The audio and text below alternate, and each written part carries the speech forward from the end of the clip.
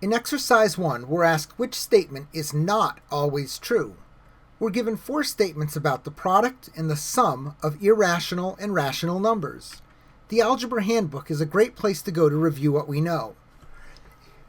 When we compare this to the choices, we see that the one that poses a problem is statement number 1. The product of 2 irrational numbers is irrational. In reality, if you multiply 2 irrational numbers together, your product could be rational or irrational. For instance, if we multiply the square root of 2 times the square root of 2, both of which are irrational, we end up with the square root of 4, which is simply 2. That's a rational number.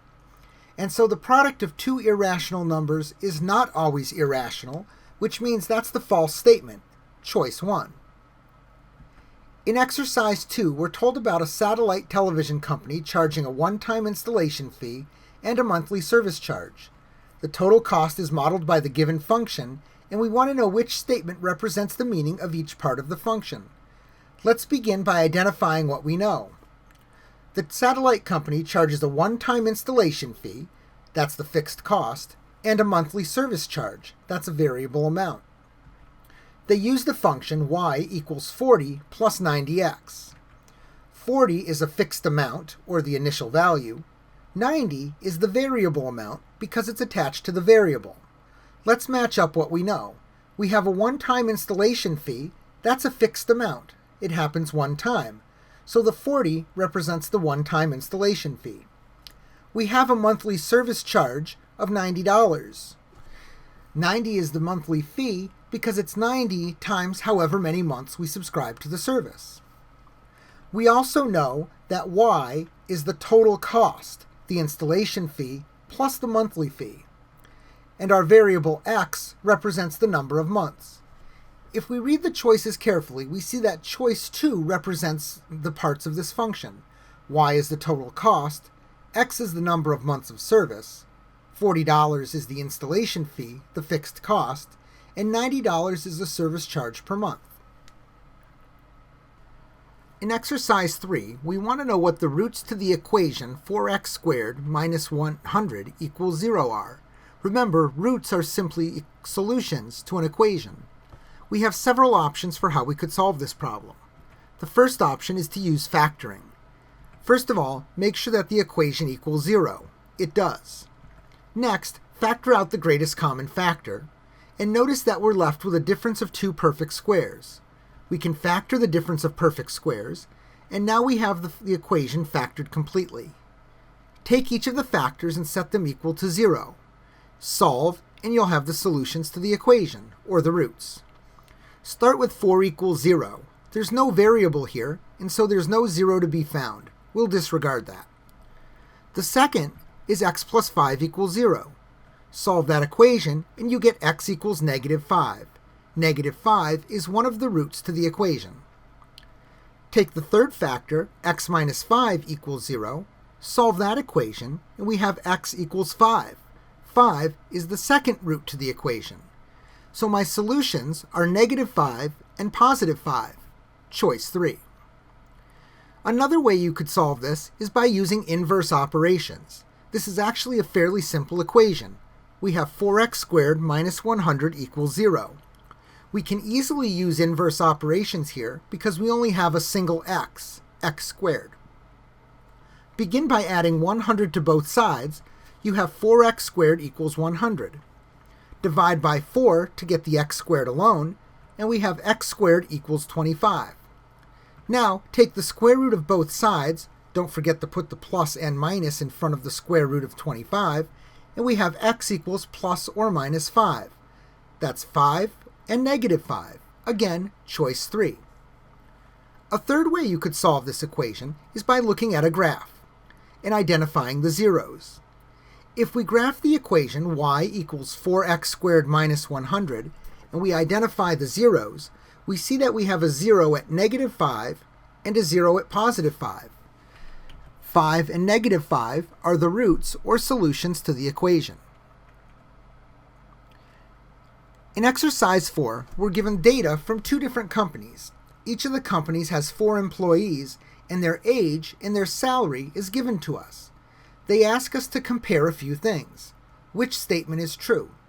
Choice 1 talks about the median salaries, so it looks like we're going to have to find the median of the salaries for each company.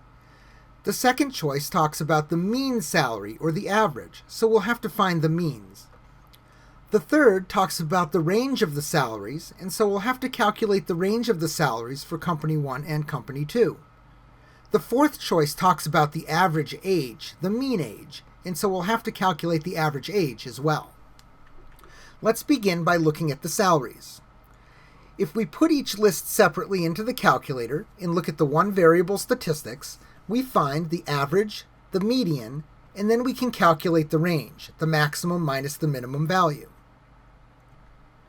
Now, let's look at the age. Calculate the average age for each of them, and we now can compare those as well. Which statement is true? We compare the median salaries, the mean salaries, the range of the salaries, and the mean of the ages. The statement that's true is choice 3. In exercise 5, it says which point is not on the graph represented by the equation. There's a few ways you could solve this problem. The first is by thinking about what it means for a point to be on a graph. If a point is on the graph, it means it's a solution to the equation. So we could substitute the x and y values into the equation to see which points make it true and which points do not make it true. If it results in a true equation, that means the point is on the graph. We see choice 1, 2, and 3 give us a true equation, which means those points are on the graph.